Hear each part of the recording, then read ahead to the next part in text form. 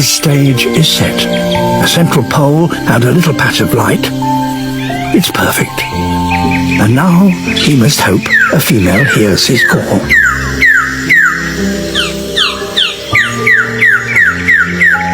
He can wait here for weeks on end. At last, a female. Time to take up position. She will judge him by the brightness of his feathers.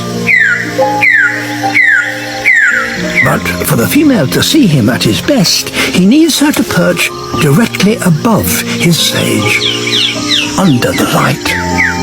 This might be his only chance to shine.